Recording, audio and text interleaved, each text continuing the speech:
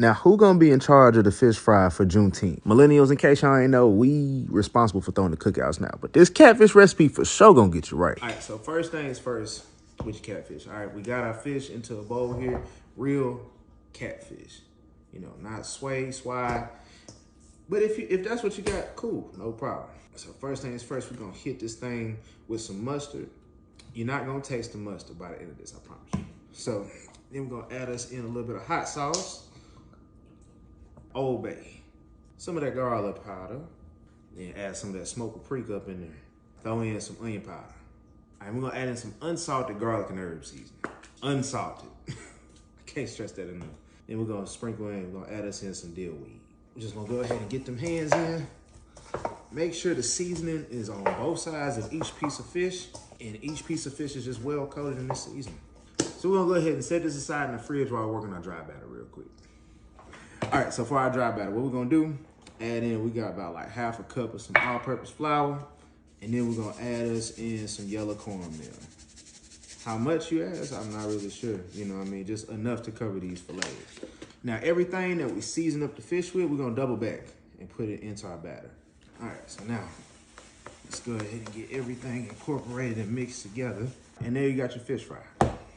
Take them fillets, set them on in, and then just shake that thing on up. So we're gonna let this fish rest on a wire rack so that way the coating can go ahead and stick. So we're cooking with some peanut oil, and what we do, just to check to see if the oil is ready, take you a little bit of that batter, and you see how it's bubbling up like that? That's how you know it's ready. Otherwise, use a thermometer, and you're gonna cook this on 350. And go ahead and take that filet, lay it down away from you. Just in case if the grease decides to splatter, you don't want it to splatter back on you. So we're not gonna overcrowd our skillet. These some big fillets, so we're gonna let these two rock. We're gonna cook the other two in our second batch.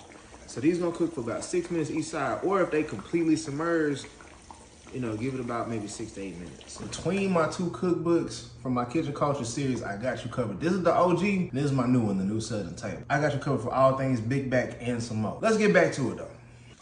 All right, sauce. Get you a little bit of this, just a cap full of crab ball.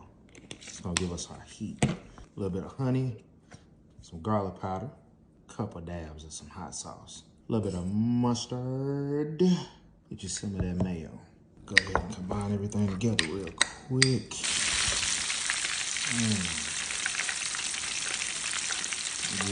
Yeah.